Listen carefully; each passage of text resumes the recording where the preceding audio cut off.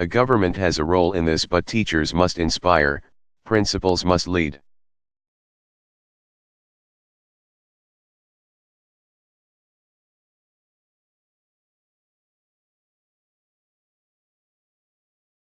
Parents must instill a thirst for learning, and students, you've got to do the work.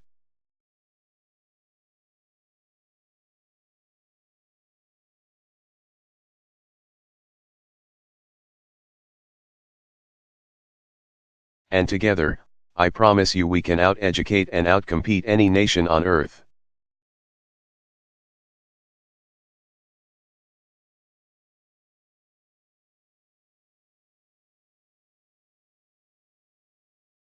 So help me.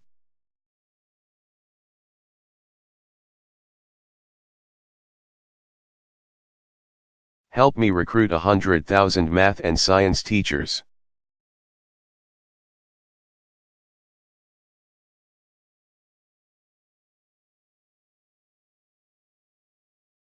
Within 10 years and improve early childhood education.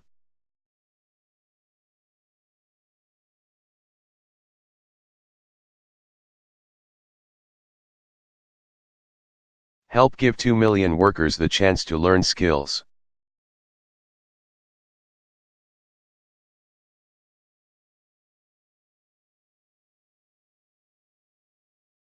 At their community college that will lead directly to a job.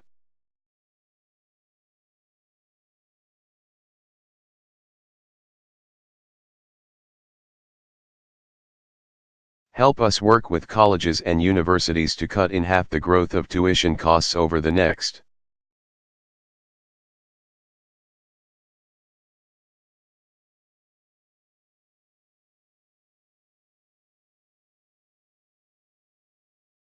10 years. We can meet that goal together. You can choose that future for America. That's our future.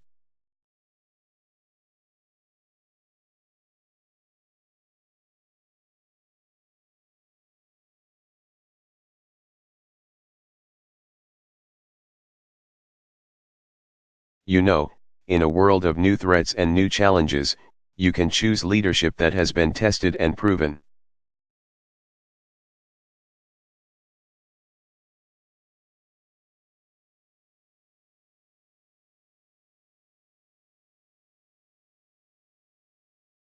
Four years ago I promised to end the war in Iraq. We did. I promised to refocus.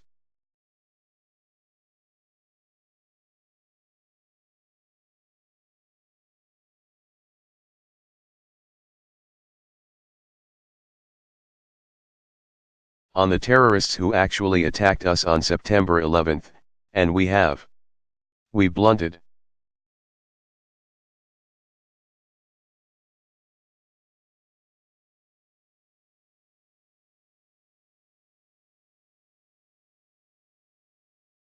The Taliban's momentum in Afghanistan, and in 2014, our longest war will be over.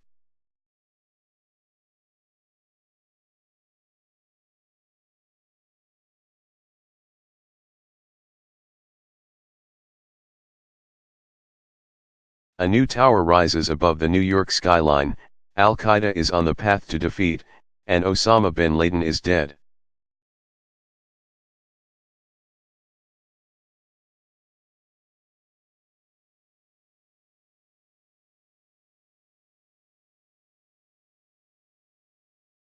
And tonight we pay tribute to the Americans who still serve in harm's way.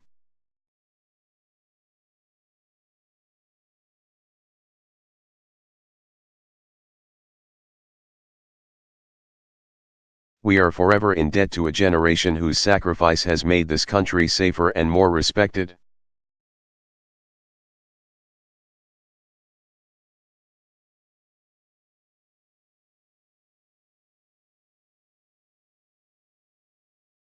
We will never forget you, and so long as I'm Commander-in-Chief.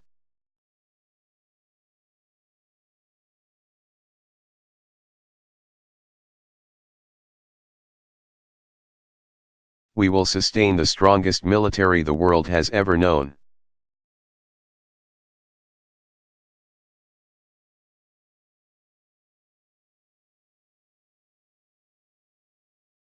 When you take off the uniform, we will serve you as well as you've served us.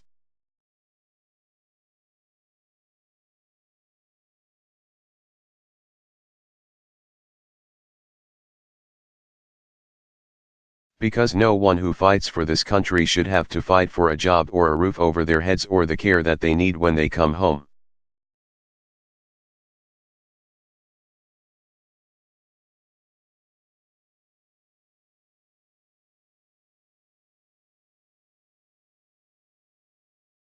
Around the world, we've strengthened old alliances and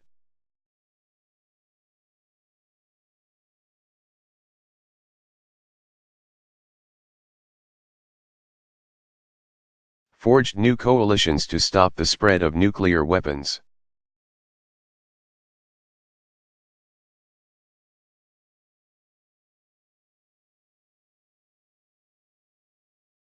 We've reasserted our power across the Pacific and stood up to China on behalf of our workers.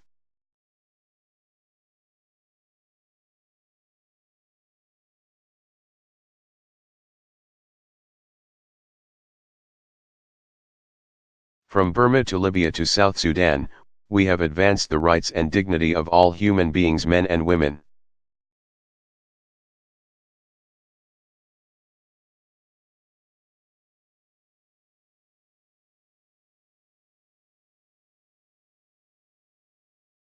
Christians and Muslims and Jews.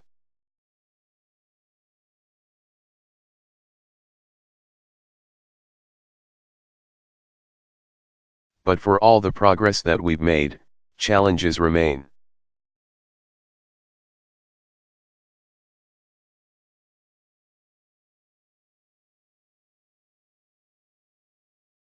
Terrorist plots must be disrupted. Europe's crisis must be contained. Our commitment to Israel's security must not waver.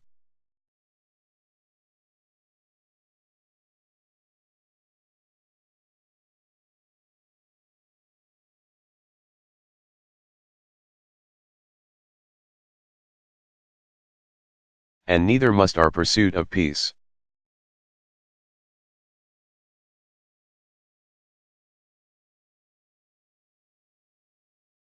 The Iranian government must face a world that stays united against its nuclear ambitions.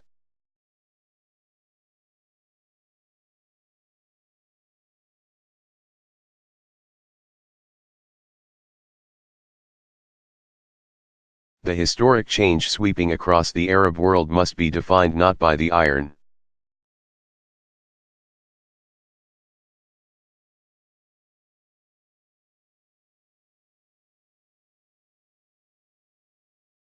fist of a dictator or the hate of extremists,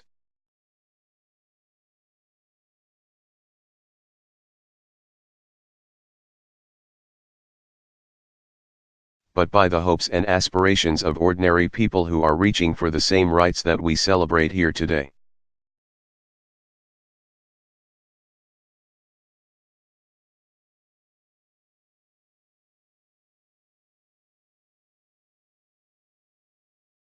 So now we have a choice.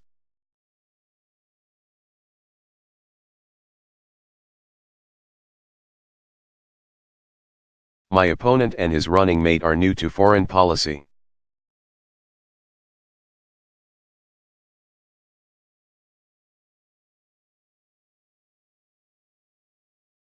But from all that we've seen and heard,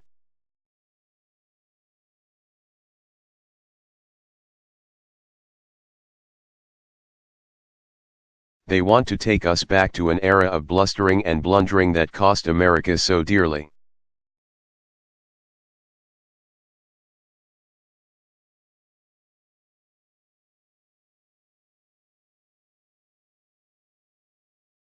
After all, you don't call Russia our number one enemy one.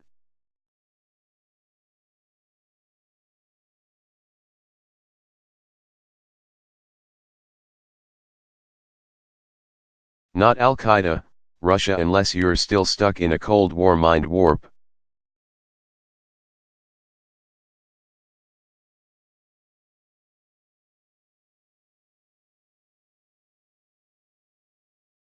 You might not be ready for diplomacy with Beijing if you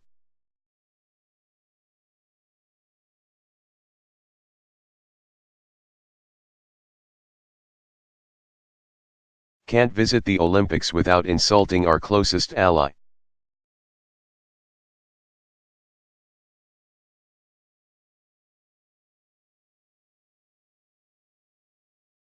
My opponent said that it was tragic to end the war in Iraq.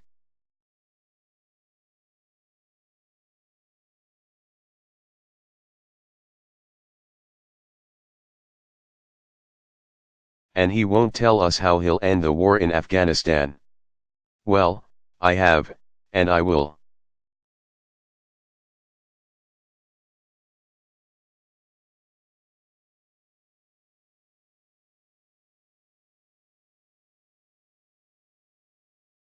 And while my opponent would spend more money on military hardware that our Joint Chiefs don't even want.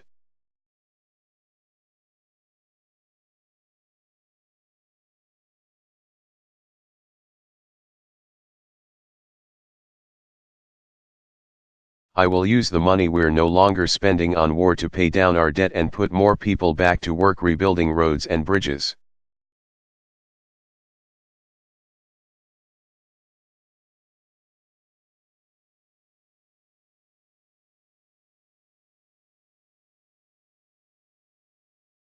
And schools and runways, because after 2 wars that have cost us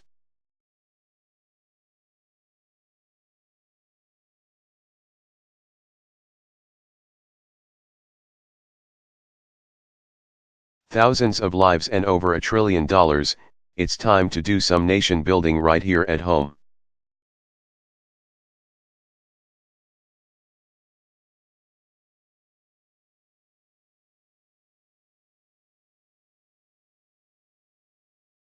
You can choose a future where we reduce our deficit without sticking it to the middle class.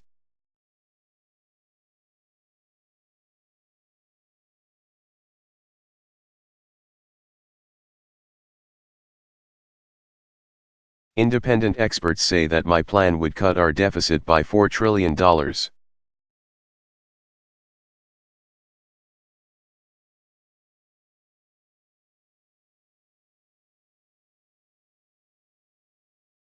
And last summer I worked with Republicans in Congress to cut $1 billion in spending.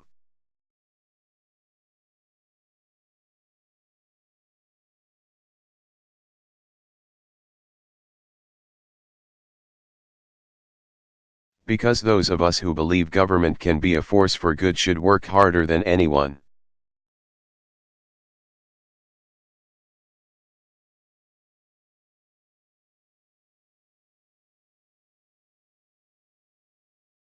To reform it so that it's leaner and more efficient and more responsive to the American people.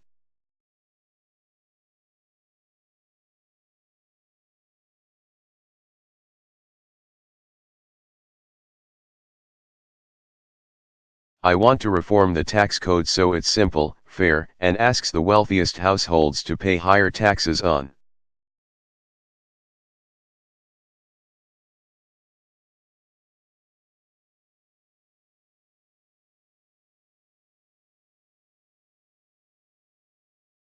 Incomes over $250,000, the same rate we had when Bill Clinton was president.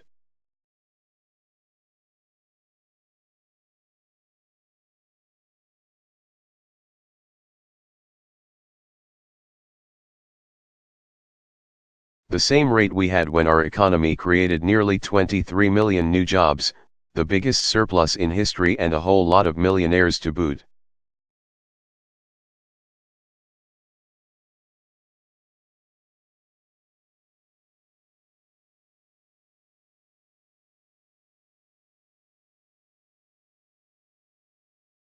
Now, I'm still eager to reach an agreement based on the principles of my bipartisan debt commission.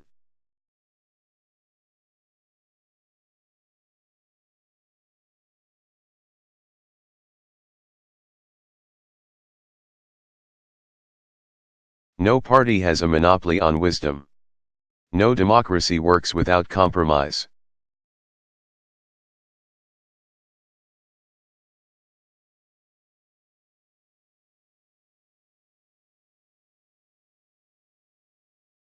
I want to get this done, and we can get it done.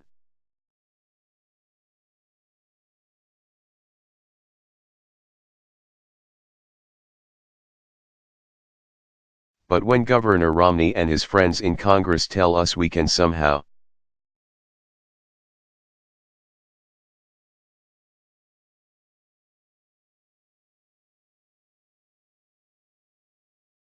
lower our deficits by spending trillions more on new tax breaks for the wealthy,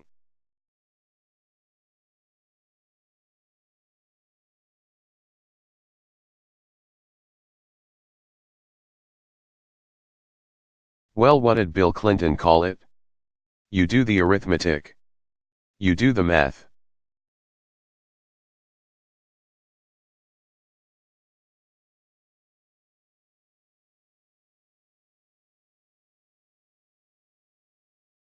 I refuse to go along with that, and as long as I'm president I never will.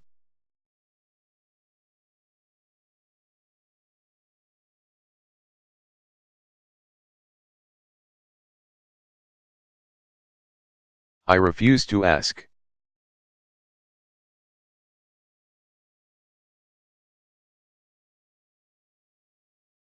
Middle-class families to give up their deductions for owning a home.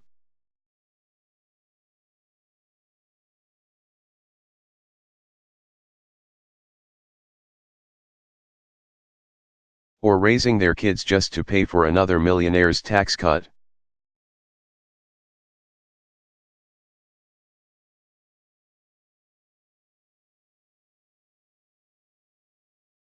I refuse to ask students to pay more for college or kick children out of Head Start.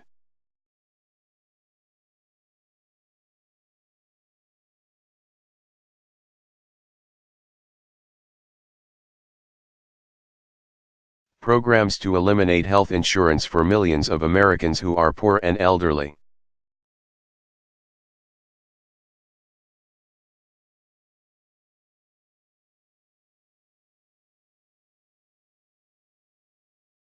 Or disabled also those with the most can pay less. I'm not going along with that.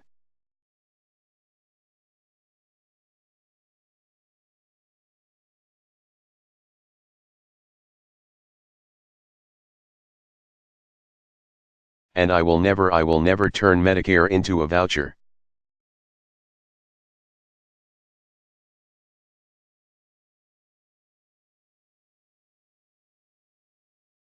No American should ever have to spend their golden years at the mercy of insurance companies.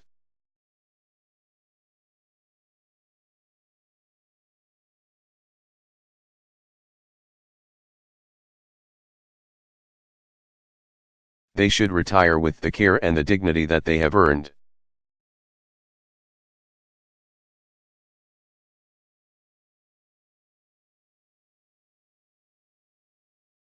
Yes, we will reform and strengthen Medicare for the long haul.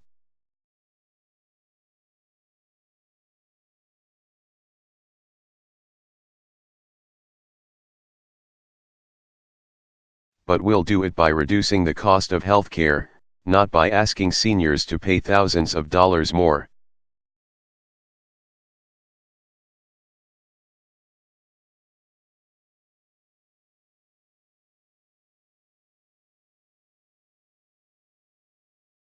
And we will keep the promise of Social Security by taking the responsible steps to strengthen it.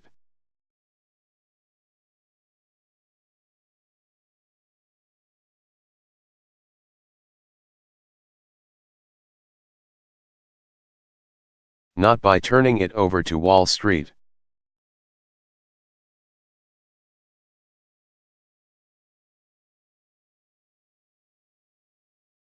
This is the choice we now face.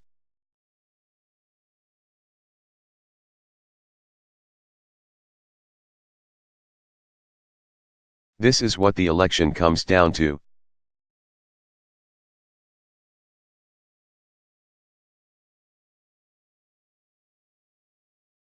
Over and over, we've been told by our opponents that bigger tax cuts and fewer regulations are the only way.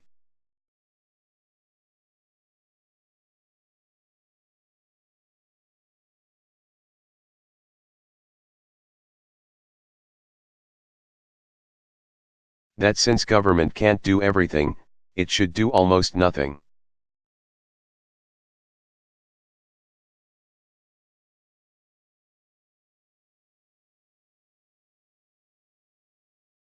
If you can't afford health insurance, hope that you don't get sick.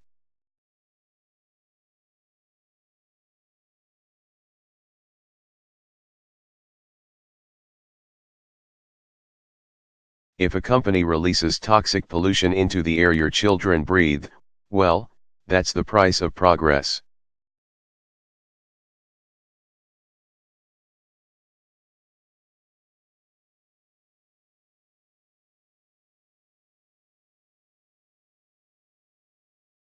If you can't afford to start a business or go to college,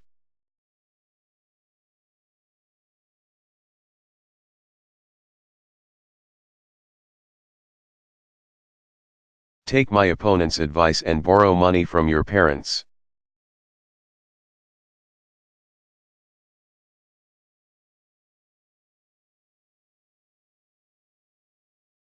You know what?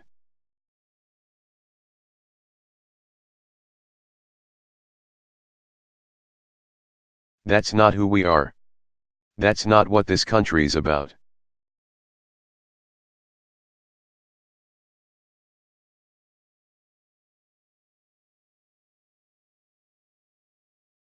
As Americans, we believe we are endowed by our Creator with certain inalienable rights.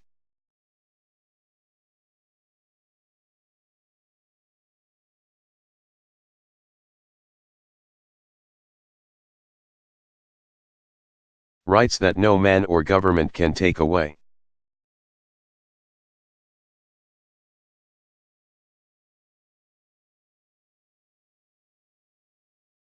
We insist on personal responsibility and we celebrate individual initiative.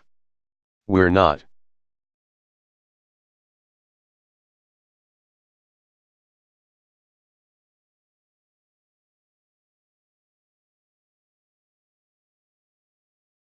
Entitled to success. We have to earn it. We honor the strivers, the dreamers.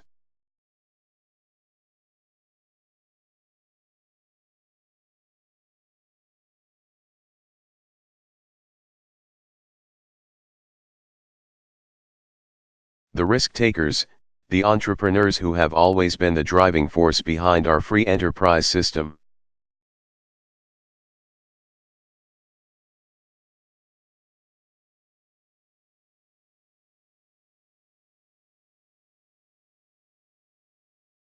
The greatest engine of growth and prosperity that the world's ever known.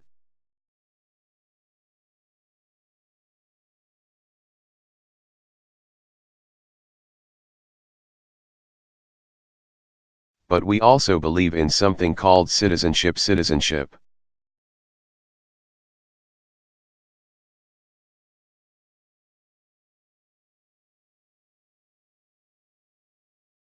A word at the very heart of our founding, a word at the very essence of our democracy.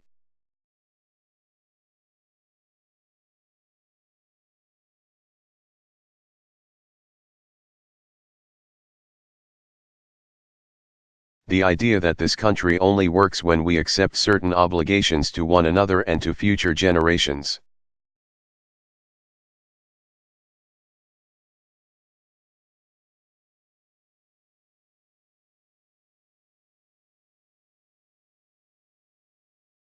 We believe that when a CEO pays his auto workers enough to buy the cars that they build,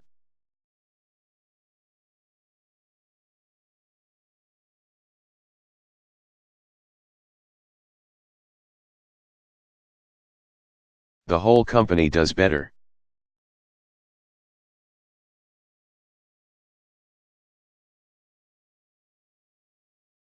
We believe that when a family can no longer be tricked into signing a mortgage they can't afford,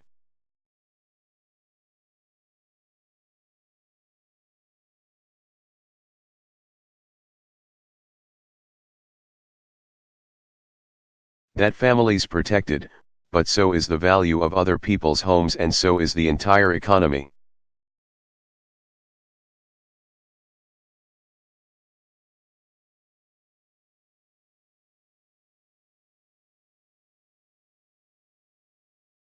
We believe the little girl who's offered an escape from poverty by a great teacher or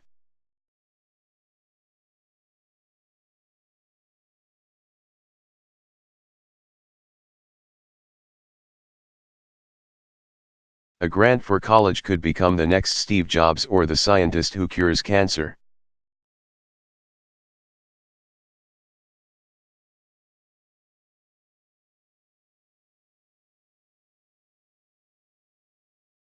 Or the President of the United States, and it is in our power to give her that chance.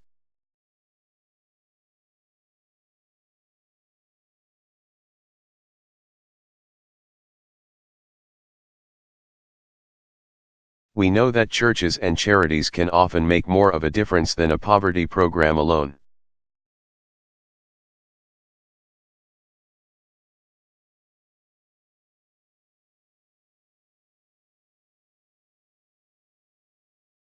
We don't want handouts for people who refuse to help themselves.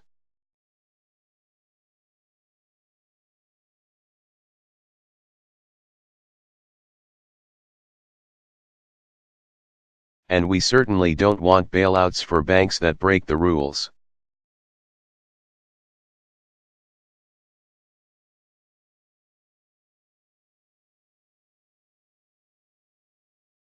We don't think the government can solve all of our problems.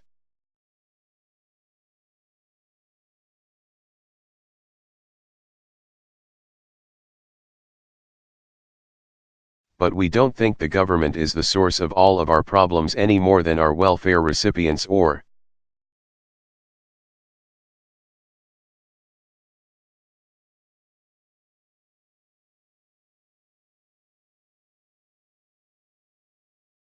corporations or unions or immigrants or gays or any other group we're told to blame for.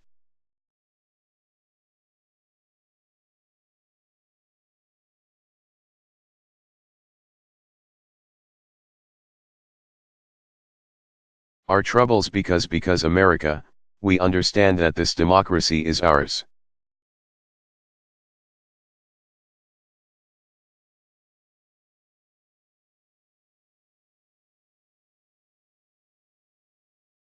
We, the people, recognize that we have responsibilities as well as rights, that our destinies are bound together.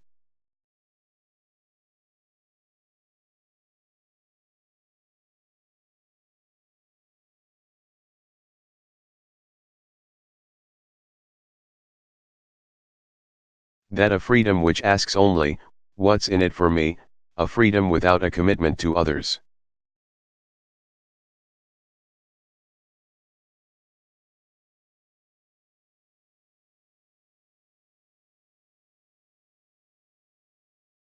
A freedom without love or charity or duty or patriotism, is unworthy of our founding ideals and those who died in their defense.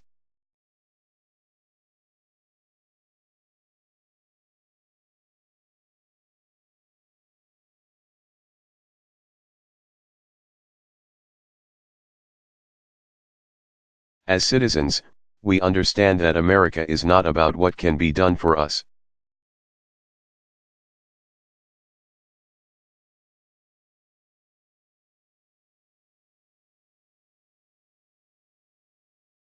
It's about what can be done by us together.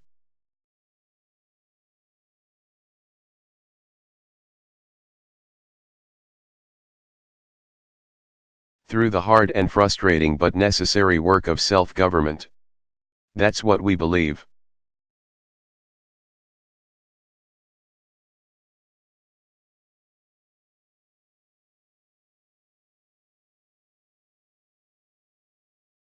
So you see, the election 4 years ago wasn't about me.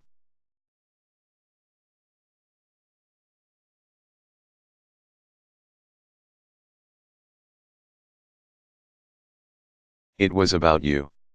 My fellow citizens, you were the change.